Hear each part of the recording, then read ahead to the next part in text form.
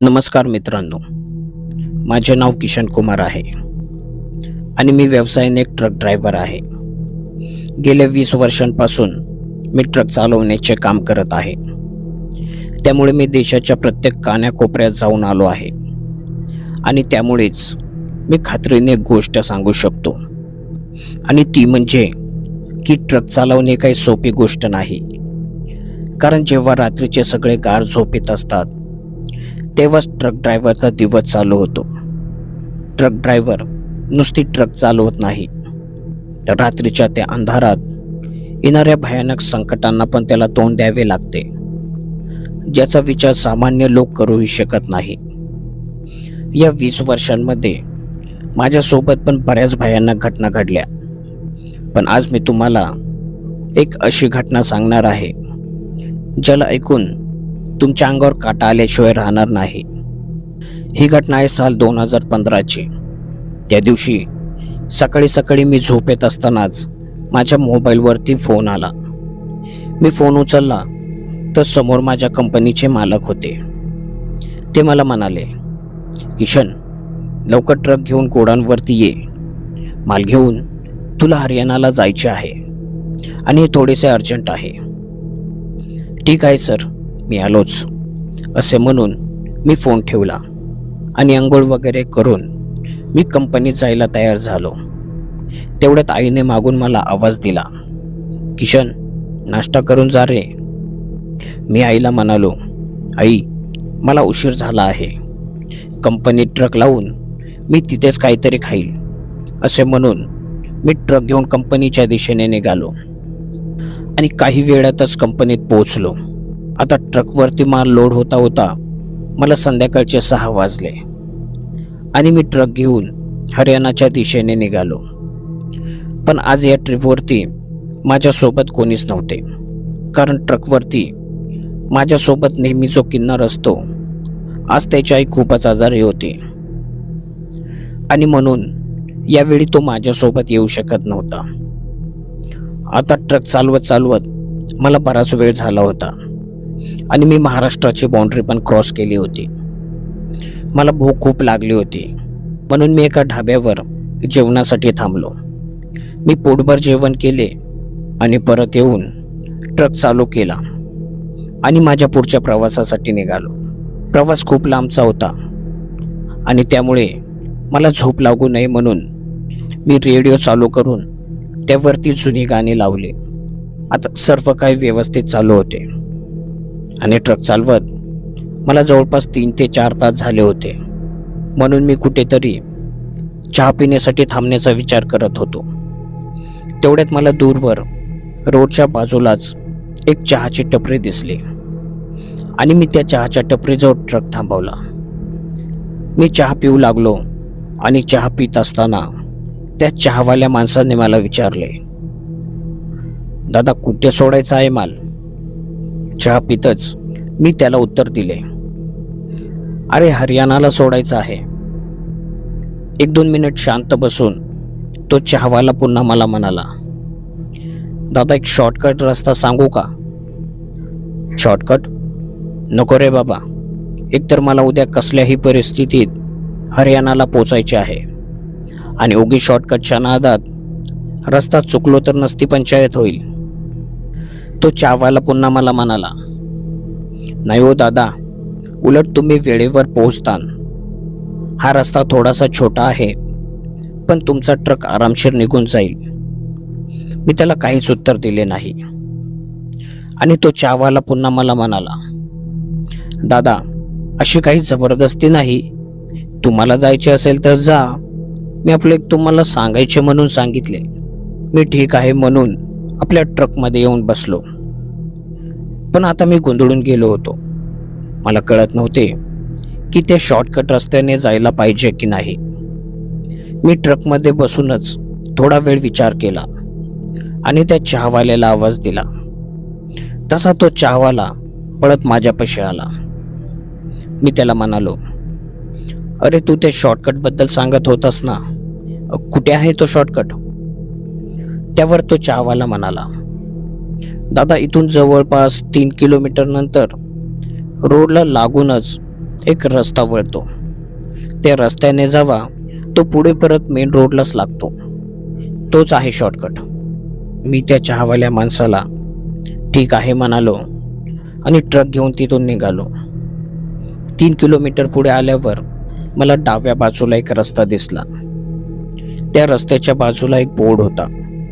त्या बोर्डवरती काहीतरी लिहिले होते, पण तो बोर्ड खूप जुना झाल्यामुळे आणि त्यावर खूप धूळ बसली असल्यामुळे त्यावर काय लिहिले आहे ते मला स्पष्ट दिसत नव्हते.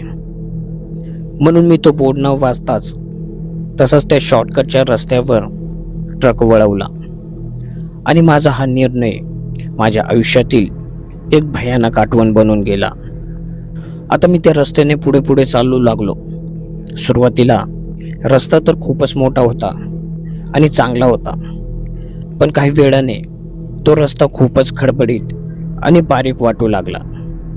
रस्त्याच्या दोन्ही बाजूला खूप सारी झाडे होती, जी रात्रीच्या त्या अंधारात खूपच भयानक दिसत होती.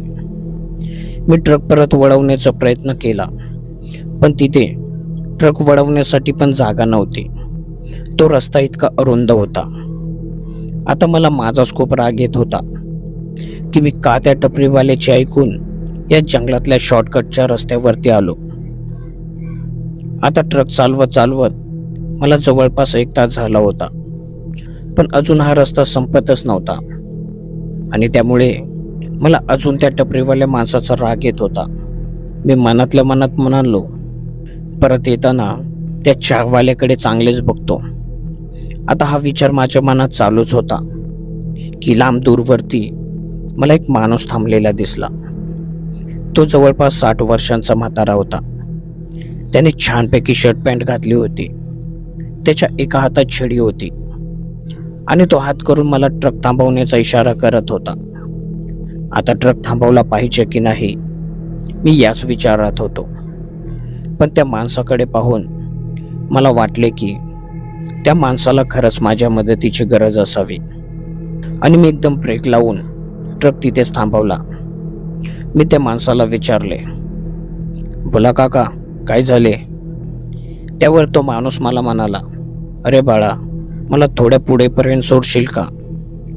थोड्याच लांबवरती माझे गाव आहे, तुझे फार उपकार होतील बघ.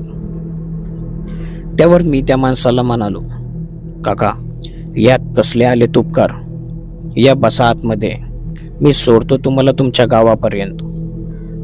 तो माणूस आत आला आणि माझ्या बाजूच्या सीटवरती बसला. मी त्याला थोडे पाणी प्यायला दिले आणि मी त्या माणसाला विचारले, काका, इतक्या रात्री या सुमसाम रस्त्याने तुम्ही का चाललात? त्यावर तो माणूस म्हणाला, अरे बाळा, माझा एकुलता एक मुलगा शहरात राहतो. मी त्यालाच भेटायला गेलो होतो, पण येता येता मला थोडा उशीरच झाला आणि माझी शेवटची बसही चुकली. म्हणून मला नाईलाजाने पायीच जावे लागत आहे. पण बरं झालं तू भेटलास. चालून चालून मी खूपच दमलो होतो. पण तू इतक्या रात्रीचा या जंगलाच्या रस्त्याने कुठे चाललास? त्या काकांनी मला प्रश्न विचारला. त्यावर मी म्हणालो, पाठीमागच्या हायवेवरती मी चहा पिण्यासाठी एका टपरीवरती थांबलो होतो आणि त्या चहावाल्यानेच मला हा जंगलातला शॉर्टकटचा रस्ता सांगितला. मला जर माहीत असते ना की हा रस्ता जंगलातून जात आहे आणि तो इतका सुमसाम आहे, तर मी कधीच इकडे आलो नसतो. पण जाऊ द्या, त्यामुळे मला तुमची मदत करता आली. असं म्हणून आम्ही दोघेही हसू लागलो. आता आम्ही दोघे इकडच्या तिकडच्या गप्पा मारू लागलो आणि बोलता बोलता काकांनी मला सांगितले की ते एक रिटायर आर्मी ऑफिसर आहेत. मग काकांनी मला त्यांच्या आयुष्यातील मजेदार किस्से सांगायला सुरुवात केली आणि आम्ही गप्पा मारत मारत चालू लागलो. तेव्हा काकांनी मला एकदम ट्रक थांबवायला सांगितला आणि ते म्हणाले, अरे किशन, माझं गाव आलं आहे, मला इथेच सोड. मी ट्रक थांबवला आणि काकांना खाली उतरवले. खाली उतरून काका म्हणाले, किशन, रात्र खूप झाली आहे, तू एक काम करतोस का? तू माझ्यासोबत माझ्या गावात चल, जेवण वगैरे कर आणि पहाटे लवकर उठून निघून जा. त्यावर मी काकांना म्हणालो, काका, खरं तर मलाही तुमच्या गावात यायला आवडेल, पण मला लवकरात लवकर हा माल हरियाणाला पोचवायचा आहे. पण काका काही केले ऐकत नव्हते.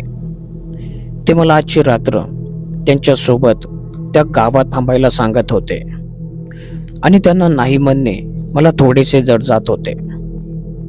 तरी पण मी काकांना म्हणालो, काका, माल सोडून परत येताना मी याच रस्त्याने येतो आणि तेव्हा मला तुमच्या घरी घेऊन जा आणि भरपूर जेवायला घाला.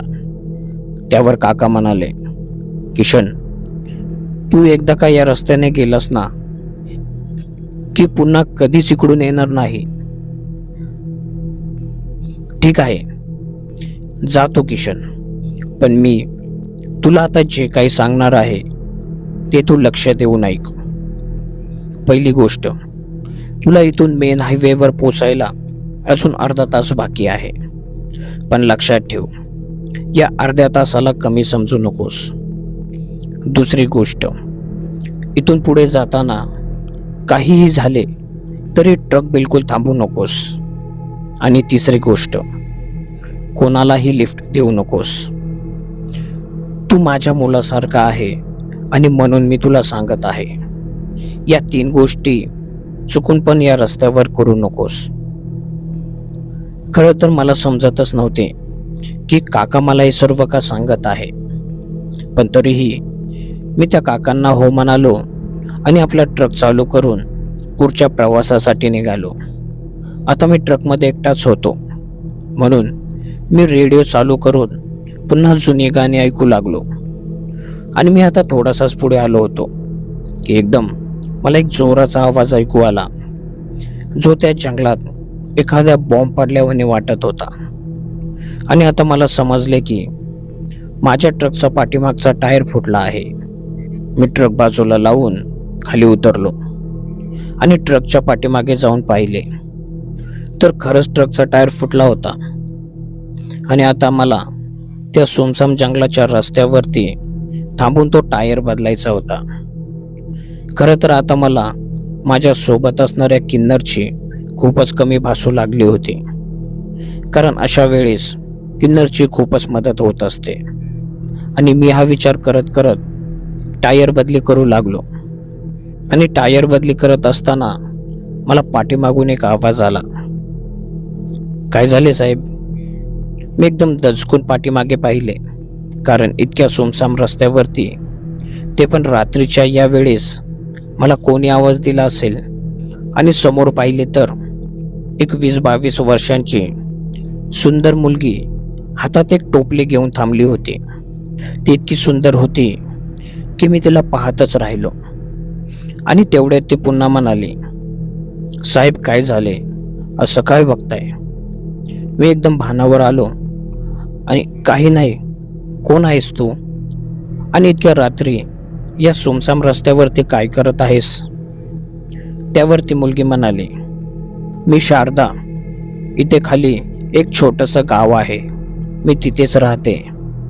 भाजी विकण्यासाठी मी शेजारच्या गावात जात असते, पण आज मला यायला खूप उशीर झाला आणि म्हणून मी आज चालत चालले होते. आणि तेवढ्यात मला तुम्ही दिसलात, म्हणून मी तुम्हाला आवाज दिला. मी तुमची काही मदत करू शकते का? नाही, माझा टायर बदली करून झाला आहे. तुम्ही जावा, मी पण आता निघतच आहे. असे म्हणून मी ट्रकमध्ये येऊन ट्रक चालू करू लागलो. पण अचानक एक जोरात झटका मारून ट्रक एकदम बंद पडली आणि काही केल्या ट्रक काही चालू होत नव्हते. मी ट्रकच्या आरशातून पाहिले तर ती मुलगी अजूनही तिथेच थांबलेली होती. मी पुन्हा ट्रक चालू करण्याचा प्रयत्न करत होतो, पण ट्रक काही केल्या चालू होण्याचे नाव घेत नव्हती. आणि आता ती मुलगी माझ्या ट्रकच्या दारापाशी येऊन थांबली आणि मला म्हणाली, साहेब, ट्रक चालू होत नसेल तर तुम्ही माझ्यासोबत चला. आजची रात्र माझ्या घरी थांबा आणि सकाळी सकाळी मेकॅनिकला घेऊन या, म्हणजे तो तुमची गाडीही नीट करेल आणि तुमची झोपही पूर्ण होईल." त्यावर मी त्या मुलीला विचारले, तुमच्या गावात कोणी मेकॅनिक आहे का?" "हो, मेकॅनिक तर आहे, पण इतक्या रात्री तो येणार नाही. मी सकाळी सकाळी त्याला घेऊन येईल." तिच्या या बोलण्यावर मी थोडासा विचार केला आणि तिला पुन्हा म्हणालो, "तुझे गाव इथून किती लांब आहे?" त्यावर ती मुलगी म्हणाली, "इथून चालत 5 ते 10 मिनिटे लागतात." "ठीक आहे, चल." असे म्हणून मी त्या मुलीसोबत तिच्या गावाकडे जायला निघालो. आता ती मुलगी जंगलाच्या आतमध्ये एक छोट्याशा रस्त्याने पुढे पुढे चालत होती आणि मी तिच्या मागे मागे चालत होतो. ती मुलगी मला या जंगलाबद्दल आणि तिच्या गावाबद्दल सांगत होती, पण माझ्या मनात दुसरेच विचार चालू होते की मी या मुलीसोबत चाललो तर आहे, पण मी जे काही करत आहे ते बरोबर आहे की नाही. आणि आता चालत चालत आम्हाला 10 मिनिटाच्या वर झाले होते, पण गाव काय अजून दिसत नव्हते. म्हणून मी त्या मुलीला परत विचारले, "शारदा, तू तर म्हणाली होतीस ना की गाव फक्त 5 ते 10 मिनिटाच्या अंतरावर आहे, आणि आपल्याला तर आता चालत चालत बराच वेळ झाला आहे. मग गाव का बरं येत नाही?" त्यावर शारदा म्हणाली, "साहेब, घाबरू नका आणि माझ्यावरती विश्वास ठेवा. गाव अजून थोडेच पुढे आहे. तुम्ही चला माझ्यासोबत." मी मनात विचार केला की इतक्या लांबवर आलो आहे तर आणखीन थोडे पुढे जायला काय हरकत आहे, आणि मी पुन्हा गुपचूप शारदाच्या मागे मागे चालू लागलो. आता शेवटी शारदाचं गाव आलं होतं आणि आम्ही गावातून चालत चालत शारदाच्या घराकडे निघालो. गाव तसं फार चांगलं नव्हतं, कारण गावात खूप छोटी छोटी घरे होते, ते पण पडक्या अवस्थेत होती. गावात कुठे माणसे गप्पा मारत बसली होती, तर कुठे कुत्री भुंकत होती, तर कुणी झाडाखाली माणसे झोपली होती. आता आम्ही शारदाच्या घरी पोहोचलो. शारदाचे घर तसे खूप मोठे आणि चांगले होते. तिने मला एका खोलीत बसवले आणि पाणी आणून दिले आणि ती दुसऱ्या खोलीत निघून गेली. मी बसल्या बसल्या इकडे तिकडे पाहत होतो. तेवढ्या शारदा पुन्हा आली आणि ती मला म्हणाली, "साहेब, तुम्ही हात धुवून घ्या, मी तुम्हाला जेवायला वाढते." खरं तर मला पण टायर बदलून आणि इतक्या वेळ चालून खूप भूक लागली होती. मी पटकन हात धुवून आलो आणि जेवायला बसलो. जेवता जेवता मी शारदाला विचारले, "शारदा, तुझे घर तर खूप मोठे आहे, बाकी गावातले घरं तर खूप लहान आणि पडकी आहेत." त्यावर शारदा म्हणाली, "हो, माझा मोठा भाऊ शहरात नोकरी करतो आणि त्यानेच हे घर बांधले आहे." त्यावर मी म्हणालो, "अच्छा, तुझ्या घरात आणखी कोण कोण राहत आहे?" माझ्या या प्रश्नावर ती थोडीशी गडबडली आणि म्हणाली, "मोठा भाऊ तर शहरात असतो. माझे वडील सध्या गावात नाहीत, ते कामासाठी दुसऱ्या गावी गेले आहेत, आणि आईची तब्येत खराबच असते. ती इथेच बाजूच्या खोलीत झोपली आहे." आता माझे जेवण करून झाले होते. मी हात पुसत शारदाला म्हणालो, "चल बरं, दाखव तुझी आई, मी पण त्यांच्या तब्येतीची जरा चौकशी करतो." त्यावर शारदा चाच पडू लागली आणि मला म्हणाले, नाही नाही, नको, ती झोपली आहे, तिने औषधे घेतली आहे ना." मला शारदाचे हे बोलणे थोडे विचित्र वाटले, पण मी या गोष्टीकडे जास्त लक्ष दिले नाही. तेवढ्यात शारदाने मला झोपण्यासाठी बिछाना आणून दिला आणि मला झोपायला सांगितले. मी पण खूप थकलेलो असल्यामुळे मला लगेच झोप लागली. पण आता मला झोपून फक्त अर्धा तासच झाला असेल की मला कसला तरी आवाज येऊ लागला. पहिले तर मला वाटले की शारदा काहीतरी काम करत असेल, पण तो आवाज लाकूड कापल्यासारखा येत होता आणि म्हणून मी उठून पाहण्याचे ठरवले. तेव्हा माझ्या लक्षात आले की तो आवाज त्या खोलीतून येत आहे ज्या खोलीत शारदाची आजारी आई झोपली होती. मी आतमध्ये पाहण्याचा प्रयत्न केला, पण आतून कडी लावलेली होती. म्हणून मी दरवाजाला असलेल्या एका छोट्याशा हॉलमधून पाहण्याचा प्रयत्न केला. तेव्हा मला दिसले की समोर एक म्हातारी बसली होती. तिने पांढऱ्या शुभ्र रंगाची साडी घातली होती. तिचे केस तिच्या साडीप्रमाणे पांढरे शुभ्र होते. तिचे डोळे खोबऱ्याच्या वाटीप्रमाणे काळे होते. दात टोकदार आणि बाहेर आलेले होते. ती म्हातारी इतकी भयानक दिसत होती की तिला पाहून मला खूपच भीती वाटू लागली. ती म्हातारी काहीतरी खात होती. तिच्या हातात एक मांसाचा तुकडा होता आणि ती कोणासोबत तरी बोलत होती. आणि ती कोणासोबत बोलत आहे हे पाहण्यासाठी मी नजर थोडी वळवली आणि समोरचे दृश्य पाहून माझ्या तर पायाखालची जमीनच सरकली. कारण ती म्हातारी जिच्या सोबत बोलत होती ती दुसरं कोणी नाही, ती शारदा होती. आणि शारदा आता खूपच भयानक दिसत होती. तिचा चेहरा खूप विद्रूप झाला होता. तिचे पण दात बाहेर आलेले होते. तिच्या पण हातात एक मांसाचा तुकडा होता जे ती खात होती. आणि तिच्याच बाजूला कोणीतरी माणूस निश्चित पडलेला होता. त्यावरून मला अंदाज आला होता की या दोघी कोणी जिवंत स्त्रिया नाहीत, तर त्या दोघी रक्तपिसाचिनी होत्या. त्या दोघी माणसांना इथे घेऊन येतात आणि त्यांचे रक्त पिऊन जगत असतात. तितक्यात अचानक शारदा त्या म्हातारीला म्हणाली, पटकन याचे रक्त पिऊन घे. बाहेर अजून एक ताजं रक्त आणि मांस आपली वाट बघत आहे. त्याला पण आजच संपवायचे आहे. असे म्हणून त्या दोघी जोरजोरात हसू लागल्या. आणि हे ऐकून माझे हातपाय थरथर कापू लागले. माझ्या डोक्यातून घामाच्या धारा वाहू लागल्या. कारण बाहेर असलेलं ताजं रक्त आणि मांस म्हणजे दुसरं कोणी नसून मी स्वतः होतो. मी परत त्या खोलीत आलो ज्या खोलीत मी आधी झोपलो होतो आणि दरवाजा खोलण्याचा प्रयत्न करू लागलो. पण दरवाजा कोणीतरी बाहेरून बंद केलेला होता. मी बाहेर जाण्यासाठी दुसरा रस्ता शोधू लागलो. तेव्हा माझे लक्ष एका खिडकीकडे गेले जी एका बाजूने तुटलेली होती. मी त्या खिडकीला जोरजोरात ढकलू लागलो, पण ती खिडकी उघडत नव्हती. आणि चिडून मी त्या खिडकीला एक जोरात लाथ मारले.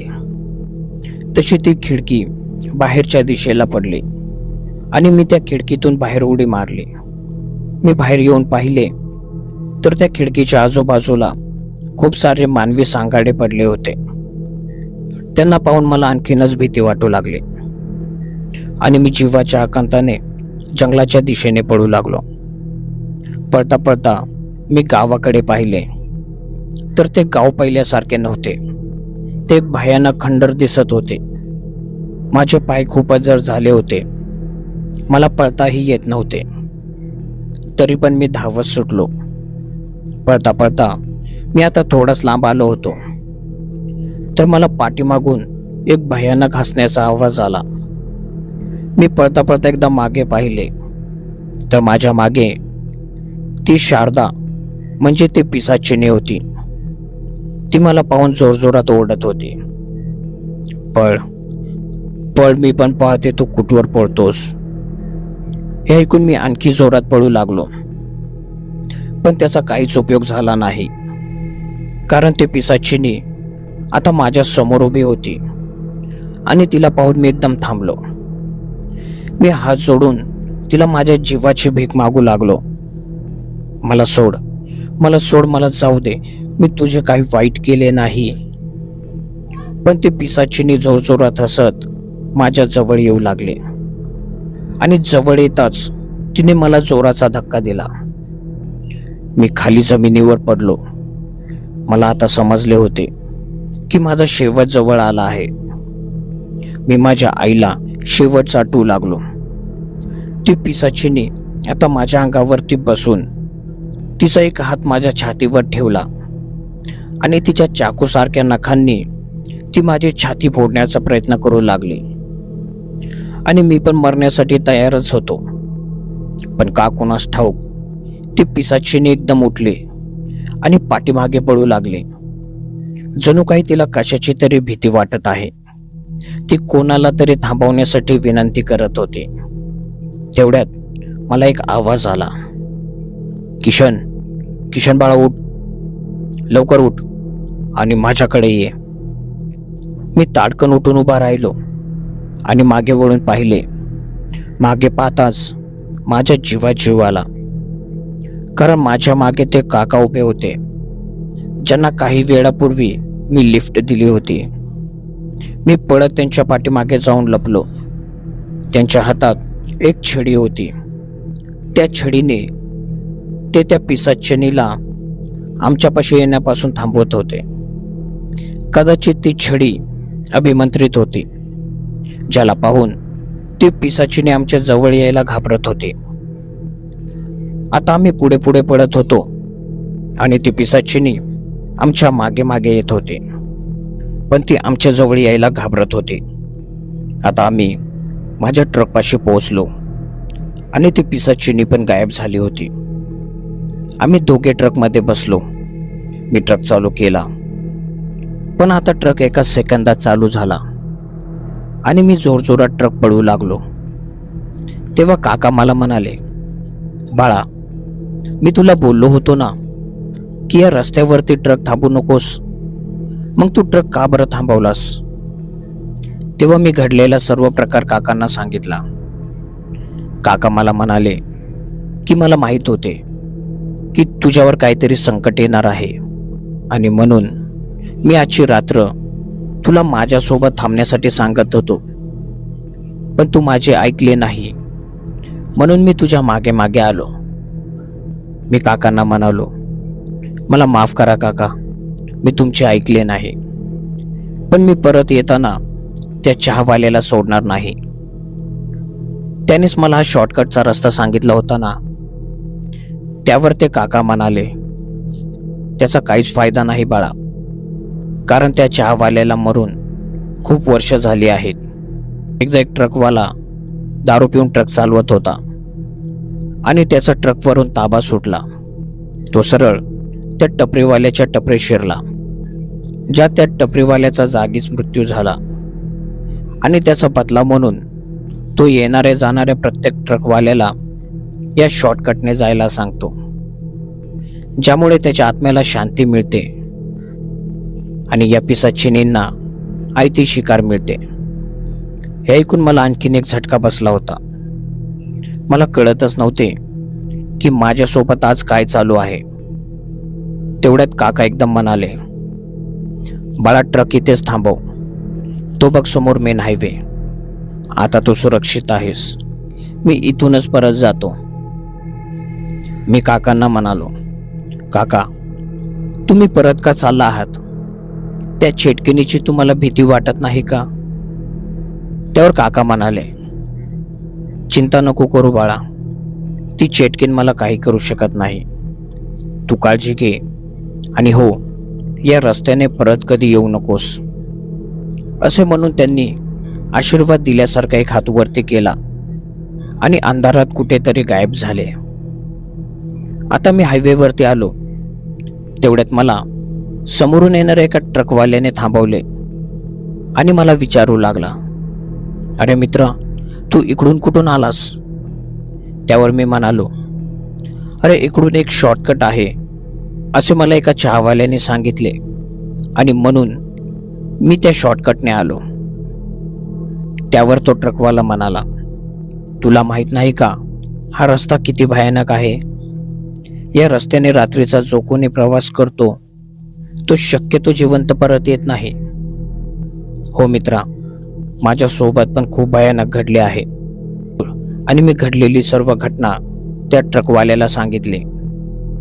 तो पुन्हा मला म्हणाला, अरे शॉर्टकट घेण्या अगोदर एक बोर्ड आहे, तो तरी वाचायचा ना. मी म्हणालो, मी तो बोर्ड वाचला नाही, ही माझी सगळ्यात मोठी चूक झाली. पण एक काका मला भेटले होते, त्यांनी माझा जीव वाचवला. त्यावर तो ट्रकवाला म्हणाला, अरे तुला माहित नाही का, त्या काकांना पण मरून बरेच वर्ष झालीत, पण ती एक चांगली आत्मा आहे आणि म्हणून या रस्त्याने येणाऱ्या प्रत्येक माणसाची ती मदत करण्याचा प्रयत्न करतात. हे ऐकून मी तर एकदम सुन्न झालो होतो. या घटनेनंतर मी परत कधीही कुठेही शॉर्टकट घेण्याचा प्रयत्न केला नाही. मित्रांनो, तुम्हाला ही गोष्ट कशी वाटली मला कमेंट करून नक्की सांगा आणि भेटूया पुन्हा एका नवीन गोष्टीसह.